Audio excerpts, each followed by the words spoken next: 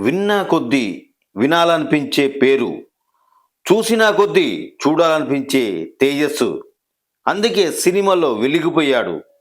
సినిమాల్లోనే కాదు, నిజ జీవితంలో కూడా హీరోనే పవన్ కళ్యాణ్. పట్టు పట్టాడంటే ఉడుం పట్టే, అది ప్రత్యక్షంగా చూశాం. అవమానాలకు కుంగిపోలేదు, ఓటమికి భయపడలేదు, కష్టాలను చూసి పారిపోలేదు. అన్న పేరు చెప్పుకొని తెరగేట్రం చేశాడు.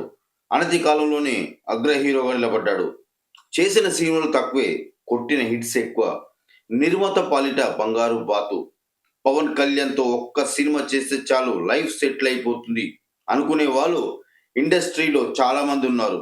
రాజమౌళి లాంటి పాన్ ఇండియా డైరెక్షన్లో ఒక్క సినిమా అయినా చేయాలని తహతలాడుతుంటారు నేటి హీరోలు. కానీ రాజమౌళి పవన్ కళ్యాణ్తో ఒక్క సినిమా చేయాలని తహతలాడుతుంటాడు. అది పవన్ కళ్యాణ్ స్టమినా. ఆయనతో సినిమా చేస్తే మినిమం గ్యారంటీ. సినిమా రంగంలో most successful hero Pawan Kalyan. రాజకీయాల్లోకి తన పేరు చెప్పుకొని వచ్చాడు. కొణిదెల పవన్ కళ్యాణ్ అనే నేను అంటూ డిప్యూటీ సీఎంగా ప్రమాణ స్వీకారం చేసే వరకు అల్లుపెరగని పోరాటం చేశాడు. ఇవాళ ఒక తెలుగు రాష్ట్రాలే కాదు, దేశ హద్దులు దాటి ప్రపంచం తన గురించి చర్చించుకుంది.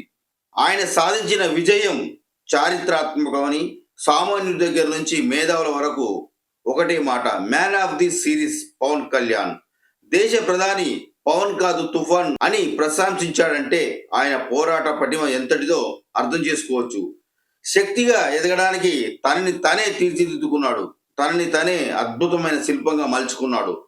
ఈటల లాంటి మాటలు భరించాడంటే తన మనసును అన్నిటికీ సిద్ధం చేశాడు.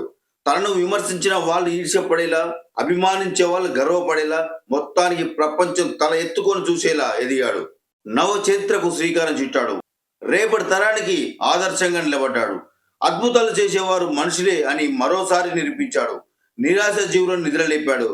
తలుచుకుంటే నిన్ను మించిన పోటుగాడు లేడు అన్న నిజాన్ని ప్రపంచానికి చాటాడు. విజయం ఇంత గర్వంగా ఉంటుందా అని నెవరపోయేలా చేశాడు.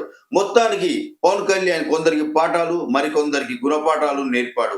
నాడు ఎన్టీఆర్, నేడు Pawan Kalyan real to real హీరోగా ఎదిగి చరిత్ర సృష్టించారు.